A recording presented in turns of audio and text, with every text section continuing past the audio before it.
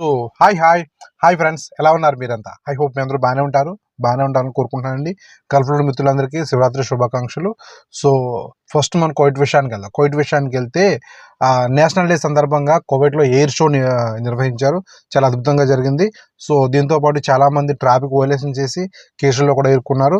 So government రూల్స్ని పాటించకుండా తర్వాత కువైట్లో బిల్డింగ్ సేఫ్టీని పాటించని 350 బిల్డింగ్స్ యొక్క ఈ ఓనర్స్ ఎవరైతే ఉన్నారో వాళ్ళకి వార్నింగ్ జారీ చేశారండి. సో మంగఫ్లో జరిగినట్టు మరొకసారి జరగకుండా ఎప్పటికప్పుడు అధికారులు చెకింగ్ చేస్తున్నారు ప్రతి బిల్డింగ్లో. సేఫ్టీ సిస్టమ్ ఏ విధంగా ఉందని చెప్పి. నెక్స్ట్ గత 60 ఏళ్లలో అత్యధికంగా చలి ఈ ఫిబ్రవరి మంత్లోనే పడుతుందంటండి మనకి కువైట్లో. ఆల్రెడీ పడ్డదంట. అంటే గత 60 ఏళ్లలో లేని చలి. నెక్స్ట్ ఒక ఫిలిపినో డొమెస్టిక్ వర్కర్స్ని సప్లై చేసే ఒక ఎక్స్పర్ట్ వ్యక్తికి, అంటే ఫిలిపినో వ్యక్తికి 30,000 బిల్లు ఫైన్ వేశారండి. కారణం ఏంటంటే ఇతను ఫిలిపినో వర్కర్స్ని తీసుకురావడం, వాళ్ళని హింసించడం, వాళ్ళకి సరైన వసతి కానీ కల్పించకపోవడం. ఇతను తీసుకొచ్చిన ఫిలిపినో వర్కర్స్ చాలామంది పారిపోతున్నారు, బయటికి ఎబ్స్కాండెడ్ అయిపోతున్నారు. సో ఇలా రకరకాల కేసులు ఇతని మీద ఫైల్ అవడం వల్ల ఇతనికి 30,000 దినార్లు ఫైన్ వేశారు. ఓకే, సౌదీ విషయానికి వెళ్తే మినిస్ట్రీ ఆఫ్ ఇండస్ట్రీ వారు ఎయిర్ క్రాఫ్ట్ విమానాల తయారీ, విమానాల యొక్క మెయింటెనెన్స్ కూడా సౌదీలో నిర్వహించే విధంగా ఏర్పాటు చేయనున్నారు. నెక్స్ట్ సౌదీ బ్యాంక్స్, అంటే రమదాన్ టైంలో సౌదీ బ్యాంక్స్ మార్నింగ్ 10 నుండి సాయంత్రం 4 గంటల వరకు పనిచేస్తాయి. అయితే టెలిమనీ ఎక్స్చేంజ్లు ఉంటాయి కదా, ఈ ఎక్స్చేంజ్లు అయితే మాత్రం మార్నింగ్ 9 నుండి సాయంత్రం 5:30 వరకు పనిచేస్తాయి. ఓకే, నెక్స్ట్ సౌదీజిషన్లో అత్యధికంగా ముఖ్య పాత్ర ఇంజనీర్స్ అండి. సో ఇంజనీర్స్కి అంటే 25,000 ఇంజనీర్స్కి జాబ్స్ ఇచ్చారు ఈ 2024లో. అయితే ఇందులో 25,000 మంది ఇంజనీర్స్ అంటే సౌదీ వాళ్ళకి ఇచ్చారంటే 25,000 మంది పైగా ఎక్స్పర్ట్స్ని కూడా జాబ్లను తీశారని అర్థం. ఓకే, నెక్స్ట్ సౌదీ సిస్టమ్ని ఏదైతే ఉందో ఈ రూల్ని కపిల్ కానీ కంపెనీ కానీ పాటించకపోతే వాళ్ళపైన కఠినమైన చర్యలు తీసుకుంటున్నారు. సో నెక్స్ట్ జద్దా ఎయిర్పోర్ట్లో 70 ఎలక్ట్రానిక్ ఈ ఆటోమేటిక్గా ఇమిగ్రేషన్ అయ్యే గేట్స్ ఏర్పాటు చేశారు. చూసుకోండి, జద్దా ఎయిర్పోర్ట్కి వెళ్ళే వాళ్ళు. సో ఇప్పుడు ఆటో ఇమిగ్రేషన్ కూడా స్టార్ట్ అయిపోయింది జద్దా ఇమిగ్రేషన్లో. అంటే మీ పాస్పోర్ట్ స్కాన్ చేసి కొంచెం ఆప్షన్స్ ఫాలో అవుతాయి, మీ ఇమిగ్రేషన్ అయిపోతుంది అనమాట.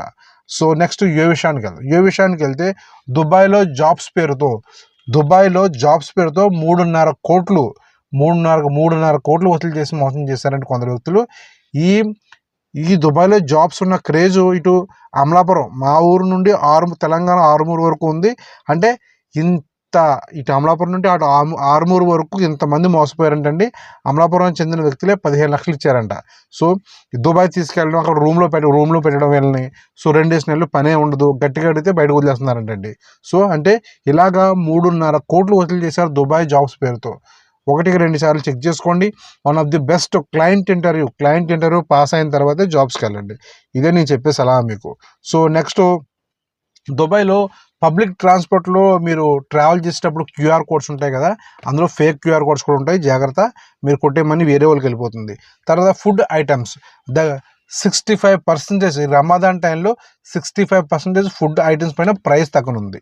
ఓకే, వామన్ విషయానికి వెళ్తే ఆర్ఓబి అధికారులు హ్యూమన్ ట్రాఫికింగ్ కేసులో 19 మందిని అరెస్ట్ చేశారు, కేసులు కూడా పెట్టారు. అంటే హ్యూమన్ ట్రాఫికింగ్, విజిట్ వీసాలు ఇవ్వడం, రప్పించడం, వాళ్ళు వీసా గడువు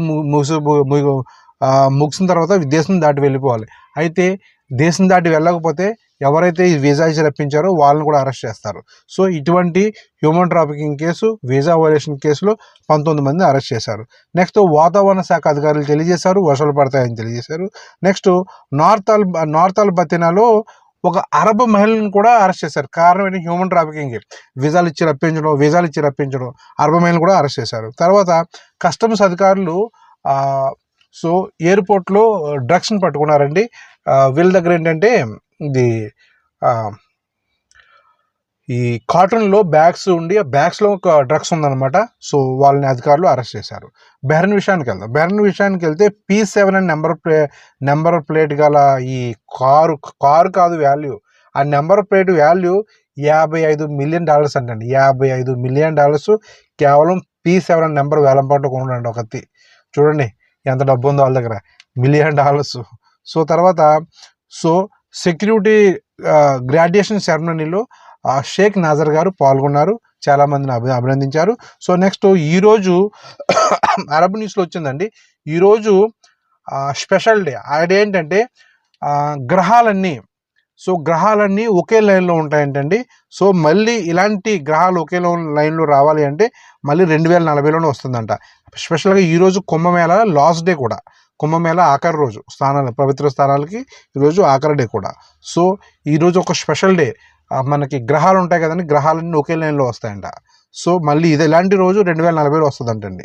నెక్స్ట్ ఖత్తర్ విషయానికి వెళ్తే ఖత్తర్ ఎయిర్ యొక్క విమానాలలో ఇప్పుడు ఫ్రీ వైఫైని ఇప్పుడు ప్రారంభించబోతున్నారు కొన్ని విమానాల్లో. నెక్స్ట్ మార్చి, ఏప్రిల్, మే నెలల్లో చేపలు పట్టకూడదని చెప్పి అధికారులు తెలియజేశారు. నెక్స్ట్ పార్క్స్, త్వరలో 4 పార్కులు రెడీ కాబోతున్నాయండి పార్క్స్. సో ఈ వాకింగ్ రైడ్ చేయడానికి. సో 4 పార్క్స్ త్వరలో ఓపెన్ కాబోతున్నాయి. నెక్స్ట్ ఇప్పుడు రమదాన్ టైంలో